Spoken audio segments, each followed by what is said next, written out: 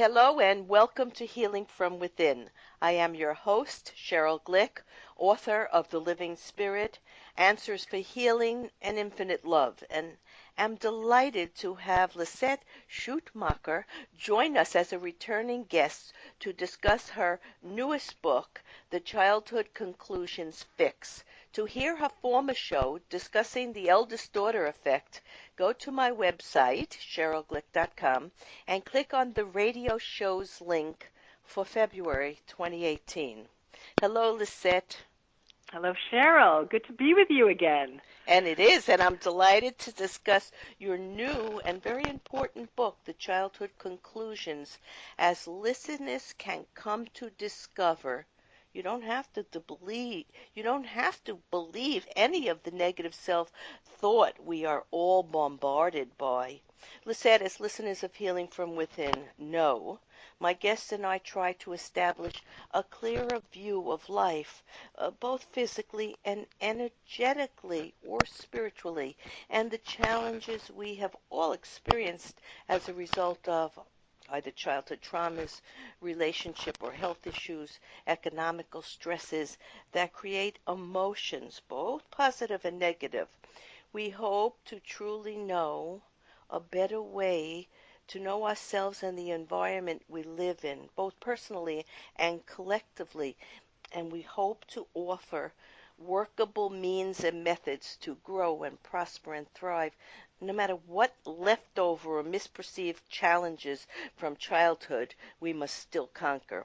In today's episode of Healing from Within, Lisette Schuitemaker addresses an important topic, one that many avoid, deny, or conceal, either because of fear, shame, self-doubt, or thinking there is no other way to change any of it.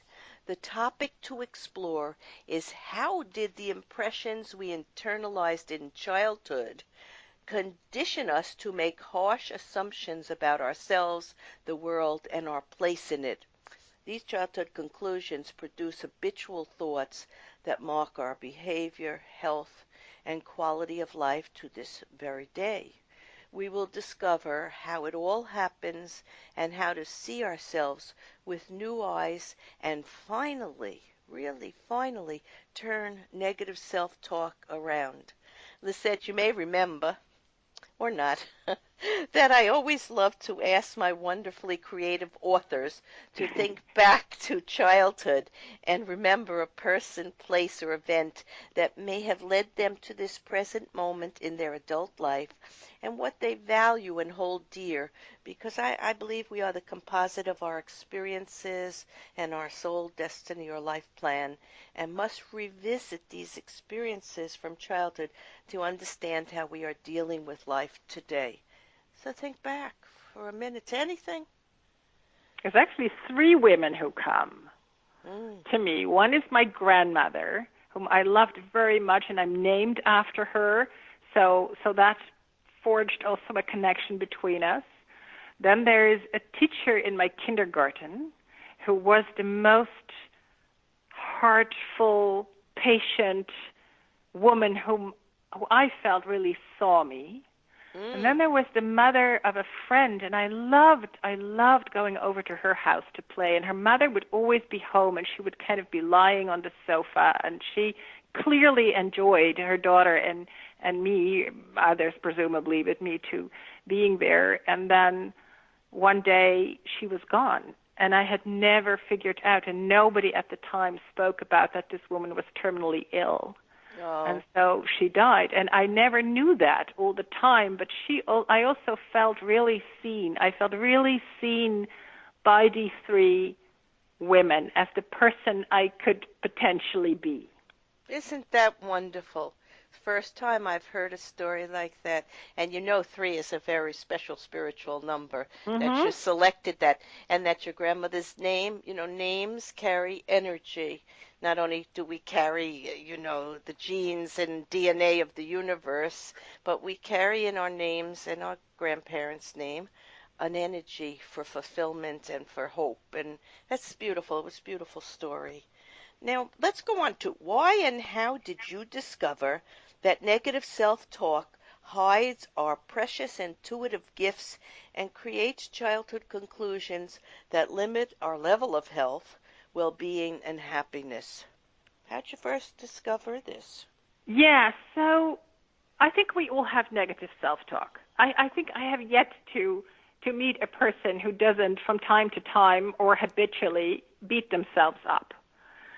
And so I used to do this too. My main thought were actually two: that I wasn't enough, like I wasn't educated enough, or for some things I wasn't experienced enough, or maybe I wasn't attractive enough, or there was always a not enoughness. I never had enough time, and I should have had more time to prepare. This never-ending not Enough. enoughness. And the other thing for me very much was that I needed to conform, that I was somehow a bit weird, and that if left to my own devices, I would not fit in. So I had to fit in. So I did all kinds of things to fit in, and at the same time, of course, I didn't. I became a vegetarian when I was 17, which was not. My mother was a real meat eater, so that didn't really fit in. So I had my escapes, and I think as a teenager, I spoke a lot with my friends about who we were and how we could find out who we were, and in my 20s and 30s, and at some point I had sold my company. I had a communications company. I was fortunate enough to sell it at some point, and I was looking for a new challenge, and I stumbled upon the Barbara Brandon School of Healing. That is still this phenomenal Oh, school. that's Still wonderful. exists. Energy medicine, yeah. Energy healing. Mm. And so the energetic part, the hands-on healing, and really learning to work with the energy that we all have. We immediately feel a person's energy, whether it's, makes us happy or kind of makes us go like, keep a little distance. But the psychology part of that school is based on the work of Wilhelm Reich and then Alexander Lowen and then Pirakos and Barbara Brennan herself. And in that first year, I was 48, 49, and in that first year, they showed to us these 5 childhood conclusions. Reich's pupils called them character defense structures. And that's kind of never sat really right with me, that word. So when I started to write a book, I thought it's actually childhood conclusions. We're very, very small, but immediately we start, as a little organism, the baby starts to instinctively kind of make sense of the world and go like, how can I be safe? How can I make sure that I will be fed and nourished and kept warm? How can I survive? Well, it's a little survival organism. But I was, say, 49, going on 50, and I was like, why didn't I know this before? And why don't we all know this fantastically clear and simple theory of these 5 conclusions that we jump to as when we are very small, because we have just a small overview of the world, so we wonder if we belong, we wonder if we are enough, should we really show ourselves, and can we love, can we trust? Yes. Everyone's thinking this way. Everybody right? is thinking this way. Yeah, Exactly. everyone. Now, and they're thinking this way when they're grown-ups also, if they haven't gotten a handle on the 5 conclusions that you talk about. Now, it started off, Reich said they were 5 character defense structures. Yeah.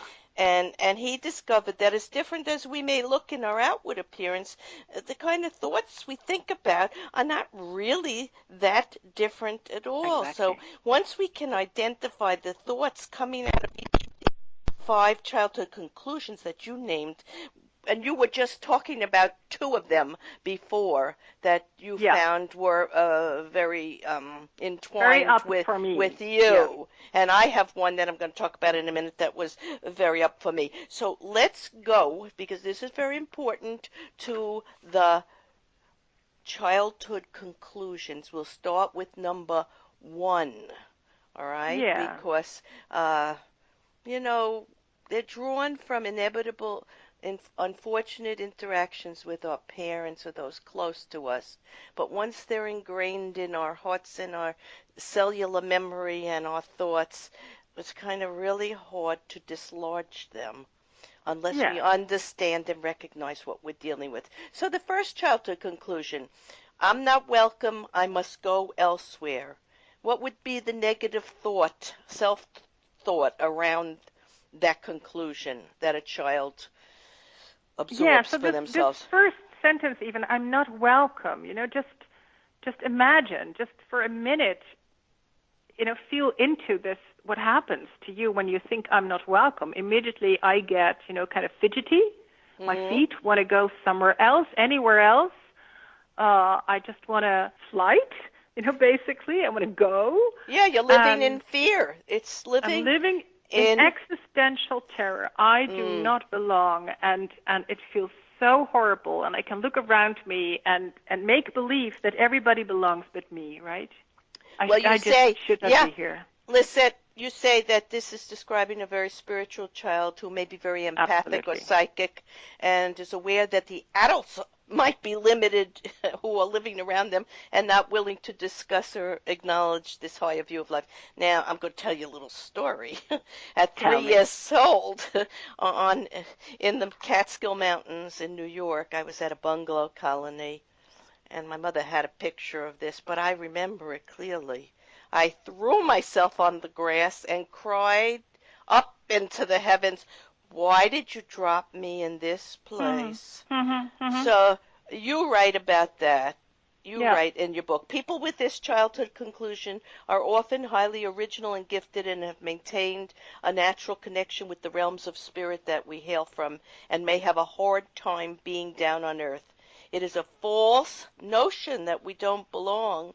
We are here, so of course we belong. But I would say that childhood conclusion means something to me because I am exactly what you described there.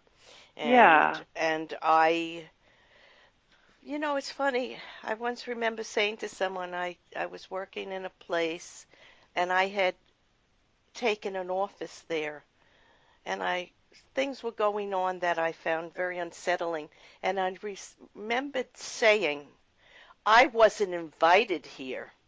So I Mhm. sort of like brought myself in. It's the same concept of not Yeah. being welcomed Yeah. because other people are just not aware of the energy medicine we're talking about, or the sensitivities that some people have, or the need, to understand and accept people at whatever level they're functioning at. So, they expect things from people that people sometimes are not ready to give. Yeah. So, And the sensitivity that you allude to, of course, very much is part of because very often these people, the spirit comes into this and incarnates in a tiny yes. little body. Our vast spirit kind of incarnates in this tiny little body, and in the Hmm. beginning, the energy healers some of them can see it, others can perceive it in different Yes. ways. The spirit kind of comes and goes. It kind of comes and goes until at some point it really, decides, yes, I'm going to do this. But and it might even be that the parents are overjoyed with their child, but right after birth they look at each other and the child needs a confirmation, it needs eye contact, the spirit needs Mm. eye contact, and it isn't there, and the child it's like, what have I done? What have I Mm. done? Why have I engaged in this life on this harsh earth, and the sounds are so loud and the light is so Right. bright, and I don't want this. And so the tendency for these people who have this sensitivity and this connection to spirit is kind of to go back to the spirit world. So these are also children that are kind of dreaming out a window and have, travel among among the stars, but have a hard time kind of being here. Sometimes they have a hard time eating. They have a hard time being on time because time doesn't really exist for them, and really being here. And the challenge is to fully inhabit the body, to fully come down and ground down and know that you will not lose your spiritual connection. It's Well, not a matter, it's not a vertical matter. It's not when you go down, you can't reach the top anymore. It's actually a matter of really inhabiting your whole aura and your whole energetic body. And then you can be here on well, earth Yeah, And Lisette, I didn't know that then, but no, of course I not. I had a strong spirit and a strong sense of wanting